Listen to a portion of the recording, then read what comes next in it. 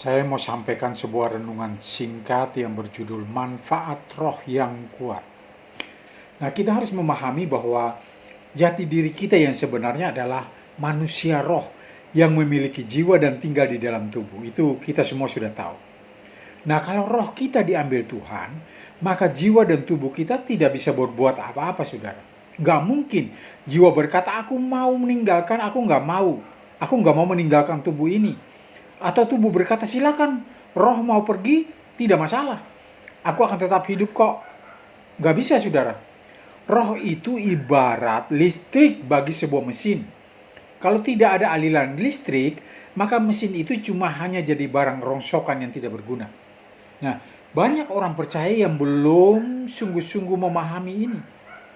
Sehingga mereka masih berfokus kepada hal-hal jiwani saja. Atau berfokus kepada hal-hal fisik. Padahal kalau kita mempelajari di Alkitab, kita akan menemukan bahwa sebagian besar sasaran atau fokus Tuhan adalah hal-hal roh. Ada ribuan ayat yang berbicara tentang roh. Salah satu hal yang mau saya angkat ke permukaan adalah betapa pentingnya kita berfokus merawat dan membangun roh kita. Mengapa demikian? Ada banyak kerugian atau dampak yang kita alami jika roh kita lemah. Yang pertama, kita akan melihat setiap masalah hanya dengan kacamata jasmani kita. Dan diolah oleh logika dan cara berpikir kita sendiri, sehingga kita mengalami kekhawatiran, ketakutan, stres, depresi, dan sebagainya. Yang kedua, kita akan cenderung untuk menyalahkan orang lain dalam setiap masalah yang kita alami.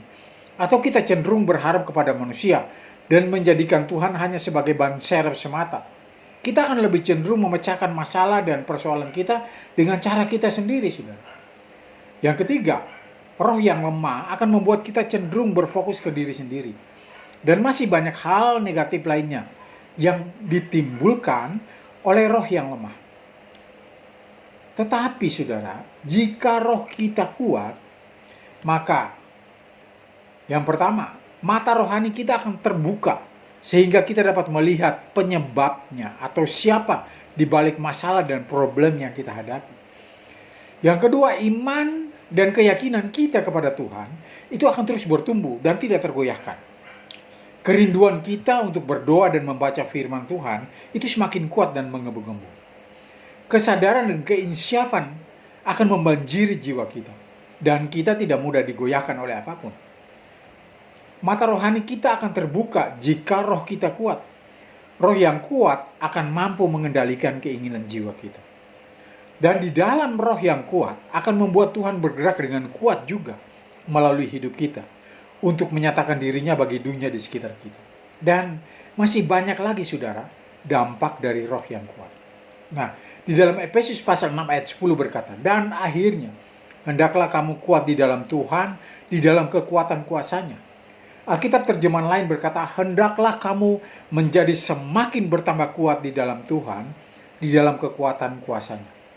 Ini bicara apa, saudara? Ini bicara tentang roh kita. Semakin kuat roh kita, akan semakin membuat kuasa Tuhan bergerak dengan kuat di dalam hidup kita. Semakin kuat roh kita, maka buah-buah Roh Kudus akan semakin kuat termanifestasikan dan dicicipi oleh banyak orang. Semakin kuat roh kita, semakin kuat dampak hidup kita, dan orang akan kagum dengan Tuhan di dalam kita, karena Tuhan terlihat sangat nyata. Karena itu, saya mendorong kita semua untuk belajar mendisiplin tubuh kita, demi membangun roh kita, sehingga roh kita akan semakin bertambah kuat di dalam kekuatan kuat kuasanya.